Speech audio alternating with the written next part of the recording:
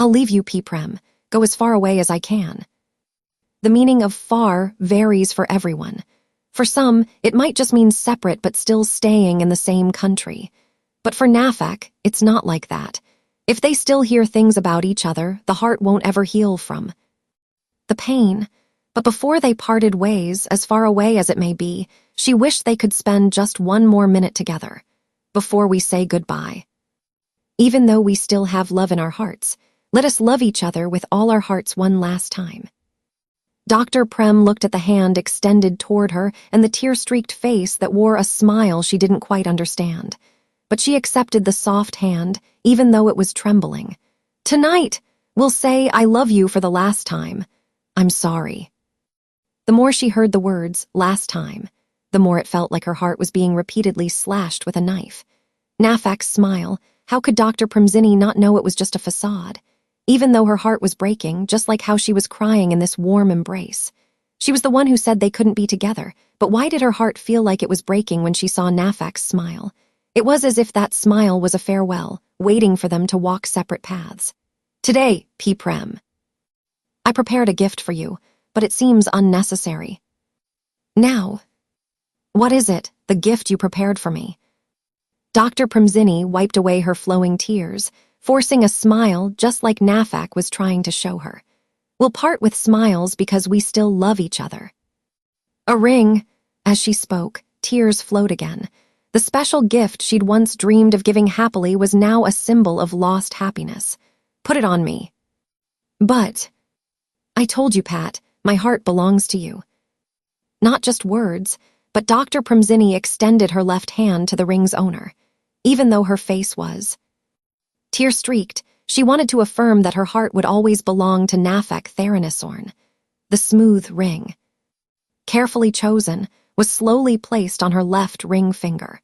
Both the ring's owner and the one receiving it had tears streaming down their faces, even though they should have been happy to give such a meaningful gift. Thank you for still wanting to wear my ring. I have something for you too, Pat. Dr. Premzini wiped the tears from the ring's owner before removing the necklace she'd worn since starting work. A necklace. Yes, I love this necklace because I bought it with my first paycheck as a gift to myself. Because she loved it so much, she gave it to the woman who was her heart. P.Prem, I love you, Pat, so much. Be strong, my dear. I trust you, P.Prem, because I love you. I'll wait for the day we can be together. She tried not to cry but couldn't hold back. Every time she said, I love you, it felt like her heart was being squeezed until her chest hurt. She wanted to wait, even though this wait held little hope. Tonight, we do love each other. We'll be together. Dr. Premzini smiled through her tears at the woman in front of her, slowly bringing her face closer to the others so they could feel each other's breath. Tonight, P.Prem, let me be yours. Tonight, there will only be us. But tomorrow, we will walk on our own paths on the wide bed that once felt warm when they cuddled. Why did it now feel so cold, even though they were in each other's arms like every other night? P.Prem. SHHHH. Do whatever you want, Nafak. Nafak bit her lip to hold back her tears. She should be savoring this happiness as much as possible before it fades away tomorrow. Her slender fingers undressed both herself and the woman beneath her, leaving only their bare bodies reflecting the bedroom light. Their kisses began with gentle tenderness before our lips moved to demand more, showing how our hearts yearned for love. Even if they have to part, please don't forget this. Love, Dr. Premzini gently wiped the tears from the person above her before pulling her captivating face down for a kiss. She wanted to remember the beautiful moments when they expressed love through their bodies, so she could imagine this passionate touch whenever she missed her deeply. Even if she had to cry her heart out from this farewell touch, not knowing when they'd time again. But she still wanted to remember this touch in her thoughts forever. Her smooth skin had no place untouched by kisses filled with heartfelt emotions. Even though some love marks might hurt, no sound interrupted them, as they both knew why it hurt more than any other time they touched. Because she wanted her to know that this pain was nothing compared to her heartache, and she wanted these love marks to stay with them as long as possible. Before they faded away with the heart that had to cry from the separation, their bodies touched countless times, not wanting to part even for a second. Even though their bodies were exhausted, their eyes didn't want to close, fearing that if they did, they wouldn't see each other again. She wanted to extend this moment of happiness for as long as possible. Please, let us love each other longer. Doctor. Premzini cradled the beautiful face that looked up at her after lying on her side to face her. Her slender fingers were kissed slowly, one by one, until they lingered on her left ring finger, where the smooth ring was worn. I love you, Dr. Premzini, my dearest. I love you too, Pat, my dearest villainess. Their love wasn't just words. Their eyes conveyed their heartfelt emotions. Their lips moved to give another kiss from the depths of their hearts. No matter how many thousands of kisses, it wouldn't be enough for the Bert. That was breaking, love, but having to part is so painful it feels like suffocating. Love, love, love. But in the end, we bear to part. When will our love paths cross again? Moments of happiness always pass quickly. Now the sun was rising as usual, but the two women lying in each other's arms didn't want this morning to be like any other. Dr. Premzini smiled at the person who started to move after being nestled in her arms for a long time. She gently touched her smooth forehead with love. They smiled at each other before their hearts broke. No words were spoken, only smiles exchanged before they began to do what they'd planned. Doctor. Premzini lay on her side, facing away from the door, pulling the blanket up high and biting it tightly. Meanwhile, Nafek slowly got out of bed, putting on the clothes scattered on the floor, not forgetting to look at the back of the person on the bed with longing eyes. Her vision blurred with tears as it was time for her to walk out of the room and never return. The moment they had to walk separate paths was so painful it almost made them die. No sobs were heard. Only tears flowed as they held back, so the one they loved wouldn't hear how heart-wrenching their sobs were. The door closed and their hearts separated. One cried on the bed that once held their warmth.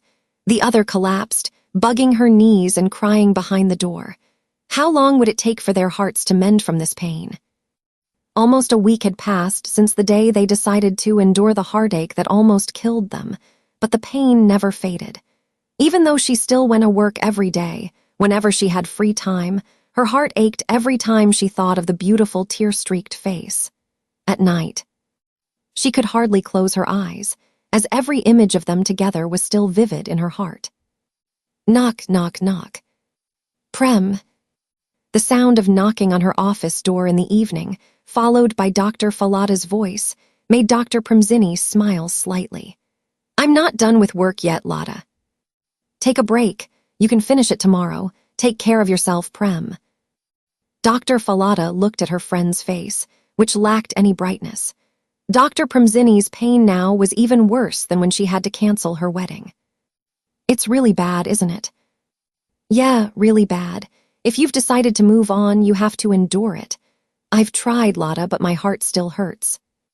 Dr. Premzini wiped away her tears, not wanting to show her weakness and make her friends worry.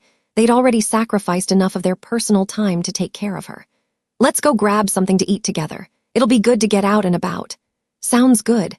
I don't want to rush back to being alone. Today, they chose to have dinner at a Japanese restaurant in a shopping mall, the same place they often frequented. Dr. Premzini gave a small smile to her close friends as they tried to include her in the conversation. But as the food started to be served, she couldn't help but feel a burning sensation in her eyes. Seeing the wasabi made her think of the person who always knew to separate the wasabi from the soy sauce for her. Prem. It's nothing, Bo. I just miss. At noon, I met Pat by chance. Dr. Melanie's words made Dr. Premzini pause, but she didn't show much reaction, causing her friends to exchange glances. Yeah. She said she's flying to America tomorrow to pursue her master's degree.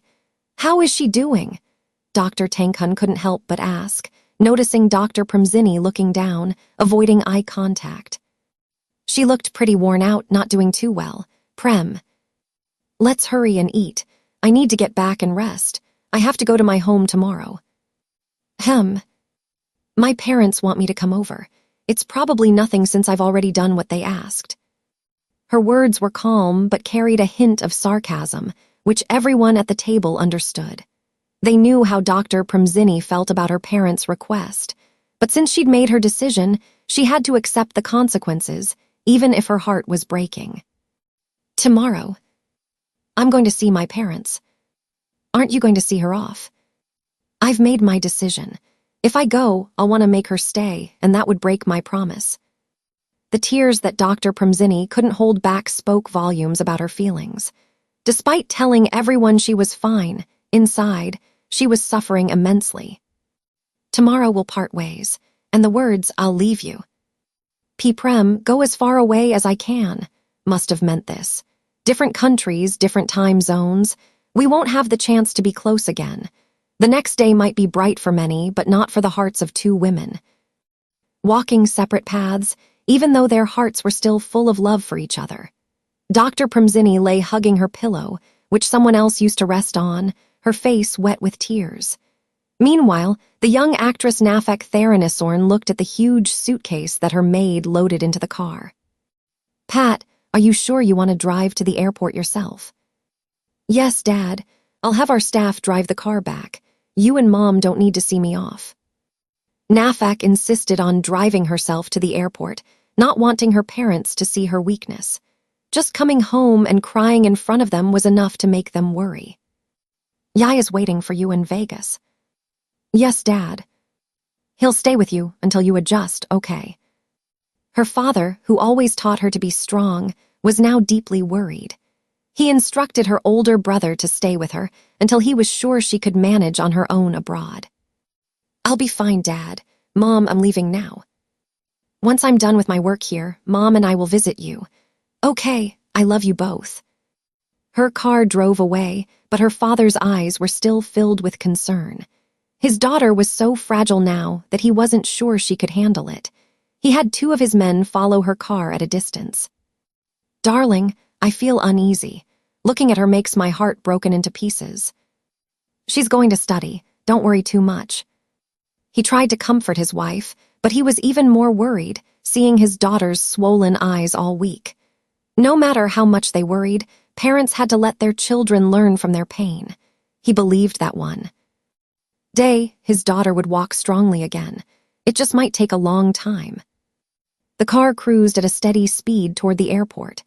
Nafek knew how fast she should drive, having not slept well or stopped crying for the past week. Many nights, she woke up in tears. The red traffic light made Nafek look out the window. Seeing a couple playfully walking on the sidewalk made her smile. She touched the heart-shaped pendant on her neck, feeling overwhelmed. Both loving and longing, why do we have to part? The tears she thought she'd held back or was strong enough to stop began to flow again. The pain in her chest grew, her heartbeat quickening painfully. But the green light forced her to press the gas pedal, even as sweat covered her face. The pain from her rapid heartbeat was unbearable, as if her heart would tear her apart. Prem. Her consciousness, struggling against the pain, began to fade. She didn't hear the blaring horns around her.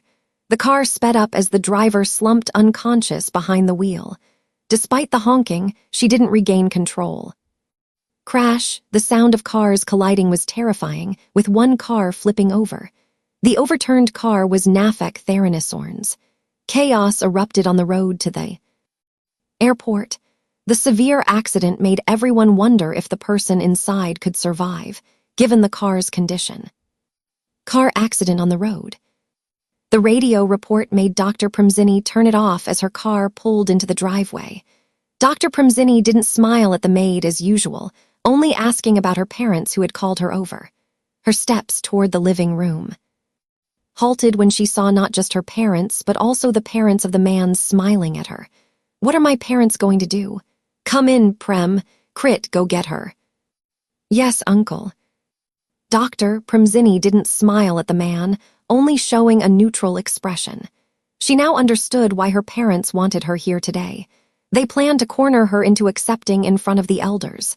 The conversation didn't register with Dr. Premzini. She maintained a neutral face, not caring about the discussion, despite her mother's pleading eyes, asking her to accept the match her father wanted. It wasn't just a suggestion to date. Her parents were arranging her engagement. But the vibrating phone distracted her from her impending refusal. Dr. Falada's call might be urgent, given she'd taken the day off. "What's up, Lada?" She felt numb, unable to react, only blinking at her friend's words. She didn't know when she dropped the phone. The voices calling her didn't matter. Her tears flowed, shocked by the news. Pat's car crashed. She's in the hospital and they're trying to save her. She only caught that much from Dr. Falada. Her heart sank at the news of her beloved's accident. Today was supposed to be, Nafak was supposed to fly out. Why did this happen? We're discussing your engagement. I won't get engaged. There won't be any ceremony, she said, and tears immediately streamed down both checks. She saw her mother's shocked face, but her father's face was clearly filled with rage. Where are you going? Come back here right now. I can't get engaged as you wish because my lover is waiting for me. I'm sorry, Uncle. I already have a lover and my lover is a woman. She no longer cared how angry her parents would be, as her heart was now in turmoil, almost unbearable. Please, don't let anything happen to you, my love. The journey to the hospital was swift, but it still felt too slow for Dr. Premzini. When she arrived, she almost rushed straight to the operating room after inquiring from the nurse who was already waiting. She wished what was happening was just a bad dream, but the people outside the operating room made it clear that the painful reality was indeed happening. Mom, Dad. She couldn't say much more than calling out to Nafak's parents, who were crying with red eyes. Her hands were almost powerless as the mother's trembling hands pulled her into a hug. Where have you been? She was waiting for you. Pat is in pain in there. The words of the elderly woman, hugging her maid. Dr. Premzini, who was trying not to cry, break down into uncontrollable sobs. It's more heartbreaking when you know you can't help the one you love. Why did she even study medicine if she couldn't save Nafak? She had no strength to say anything except to ask her lover's mother to release her embrace before walking over to her close friend, who was waiting with a tense face. Lada, how is Pat? She wiped away her tears, knowing she shouldn't show weakness. She needed to be strong to help her lover. The medical team is doing their best. Dr. Sita and Dr. Tankhun are in there too. The mobilization of the medical team, or even requesting specialized doctors from other hospitals, indicated that it was a very serious injury. Is Pat having heart problems, Lada? She could barely find her voice when she heard the name of one of the doctors helping her lover. Professor Dr. Sita Konakal was a highly skilled heart specialist. Yes, her heart has stopped twice already. Hearing what her close friend said felt like falling into a deep abyss with no way out. Lada, brace yourself, No, I need to see Nafak. Let me go, Lada. Let me see Pat, please. Dr. Premzini's heart-wrenching cries made Dr. Falada, who was holding her back, turn away to hide her own tears as her dear friend was experiencing an unbearable loss. More than canceling the wedding. More than deciding to walk separate paths from Nafak. This time, it was a loss no one wanted to happen. The operating room door opened, and familiar faces in green scrubs emerged, prompting Dr. Falada and Dr. Premzini to rush over immediately. Dr. Sita. Dr. Premzini's weak voice, ready to collapse at any moment, made Dr. Tankhun turn away before touching the senior doctor's arm to let her deliver the heartbreaking news. Listen to me. The patient's condition was very severe, combined with an irregular heartbeat. We tried to bring the patient back, but the patient couldn't fight anymore. The patient has passed away, No, it's not true. You're all lying. I'll see Pat. Please let me. Don't do that. I'm here, Pat. Can you hear me? Please come back to me. Despite the commotion, she no longer cared about anything else. The pain was too much to bear. As Dr. Premzini could no longer endure what was happening, everything became blurry as her heart couldn't handle the loss. Her love was gone. Her love had gone far, far away, so far she couldn't reach. Nafak Therinisorn, the woman who always annoyed her, had gone. How would Dr. Premzini Chodaficharn continue to live from now on?